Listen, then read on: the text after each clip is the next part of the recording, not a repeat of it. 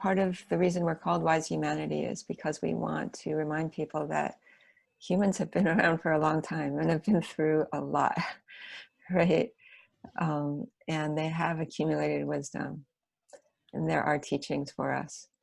And many of us are disconnected from them because we just haven't ever learned them in our modern society, but it's all there waiting. And this is a time to turn to them.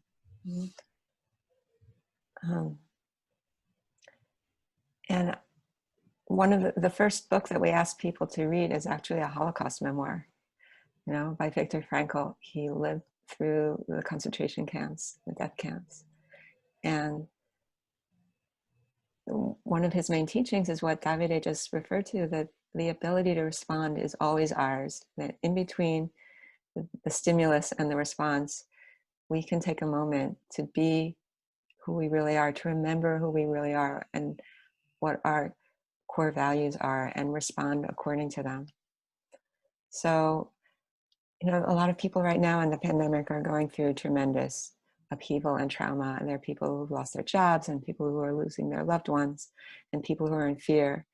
And a lot of the people I talk to are people who are stuck at home with their kids in a new way, and feeling disgruntled and anxious and having their buttons pushed and being stuck at home with your kids on the scale of things it's not a historical trauma. And having your buttons pushed is a good time to remember that you're not a machine and you don't have buttons, right? And that you can take your time between that stimulus and the response to be the person you truly are.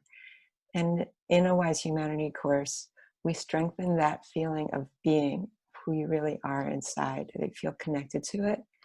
I feel it as a resource, as a constant wellspring of peace and well-being and perspective, like a kind of objective, open perspective where you don't have your ego so fragile and invested right up front every time, that you can step back and see things from a more 360 view.